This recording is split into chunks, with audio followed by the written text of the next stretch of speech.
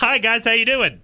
We are doing great. Thank y'all for having us on. Oh, no problem, Andrew. I guess we're having you back. Yeah, this is the second time you've been on the show. I know y'all promised me some tickets last time. That's Whoa.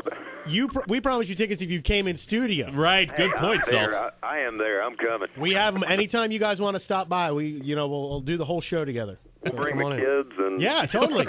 Bring the turtle. Bring everybody. We as a result of the interview with you last time, Andrew, we're now coaching a Little League team because we realized that it was unfair for some people to go out there and not have a chance, to get their kids on the field. So Dee and I are sponsoring a team. That's cool. Oh, that's awesome. That is. Where are y'all playing? McGee's Crossroads in Johnston County. Yeah, we're going to dominate.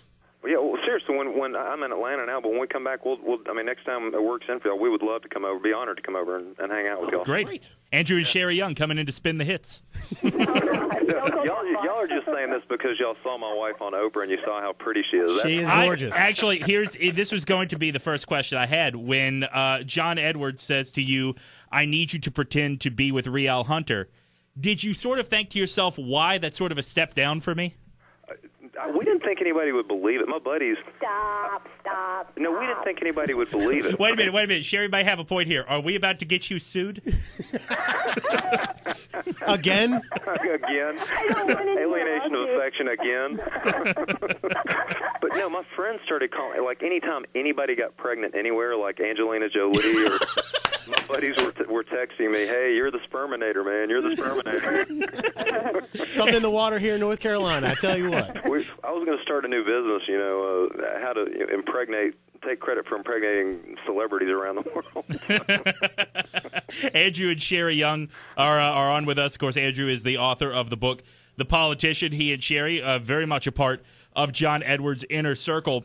So now you guys are involved in a civil suit, or I guess Riel Hunter has brought a civil suit against you. Now, correct me if I'm wrong, she's claiming that you kept a copy of the video and some photographs, correct? Well, she's claiming.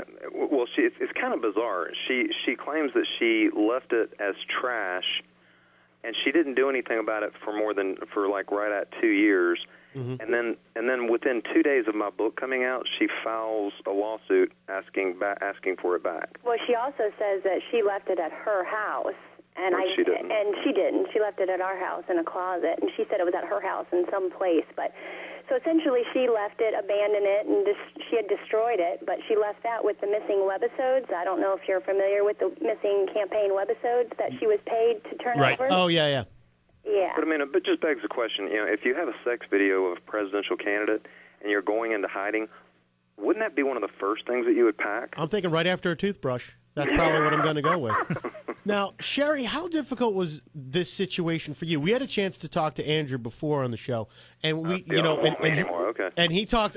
Well, he talked all about where you guys were, how he brought it up to you, the turtle that he bought, all that kind of stuff.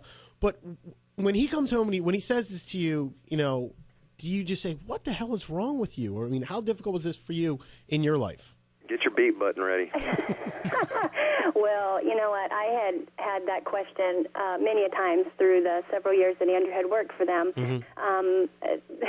Andrew never said no to John and Elizabeth Edwards, ever. And believe me, we had years of frustration and fighting over this. But when this situation came, we were going through McDonald's when he decided to tell me. Yeah. And I remember looking out the window saying, oh, my gosh, one more thing. How could he ask one more thing? And this is the restaurant you take me to, McDonald's? Not even we were picking up a Happy Meal for my little guy. We were picking up from preschool. So Andrew was with me only because the Enquirer had been at our house the night before, so we were scared to death. You said your little guy. Is there something I need to know? Huh? Okay. They belong to John Edwards. He looks like you, so he must be yours. So then we had went home, and I was completely against. 110%. Andrew heard ears full from me. Yeah. And then I got on a phone conversation with Edwards and Riel. Andrew. And I listened. I did not speak. It was them three all talking, and Edwards put on this big ploy about how, oh, goodness, it was his chance. He was really close, and he was. He really was. This was a very prime time for him. But then he brought in the Elizabeth factor, and that he couldn't let her die like this, and this was really sensitive to me. Now, you might not know, I have been a hemonc nurse and bone marrow transplant nurse, and I did care about Elizabeth, and obviously we had given several years of devotion to them, and I had no problem saying no in the past, but I never had to face John and Elizabeth Edwards. It was always my no's were to Andrew, and Andrew always said yes. Yeah. But this was me sitting on the phone listening, and anyone who's heard John Edwards speak knows how convincing and he can, It was also the way that we supported our family. I mean, it was our, it'd be like working for Steve Jobs, and the day before the iPod comes out, do you quit? Well, that's what came into it. So I still wasn't on board, but I redirected my thinking because I really felt like these things were in my hands, in my lap, and or on my shoulders. I had to figure out what to do with them because listening in on that phone call is what got me turned the other direction. Do I think it was right? Did I think it was right at that point? No. But I felt like it was something I had to do. And looking back as I figured it out over the years, I think maybe that's what Andrew did. He just felt obligated. You had that mission. Talking a little bit about living with Rial, how was that? How was that situation? I mean, that seems like clearly she left some things behind. She wasn't the best house guest, but how was that? I mean, that's got to be, to me, the most difficult part of this whole scenario. Oh, I'll let Sheri take that one. This will be fun. You really want me to take that one? Yeah, Sheri, how did you feel? I mean, were you like, what are you doing in my house? She was just a bizarre. I shouldn't. I don't want to. We don't want you to slander the woman. But she was just a polar opposite of me, and she had different beliefs. I'm up and about 24/7, and she sat on the couch and did nothing, and she believes everybody's here to serve her, and that she is here to serve John Edwards. And if you read the part in the book where I'm not kidding about this.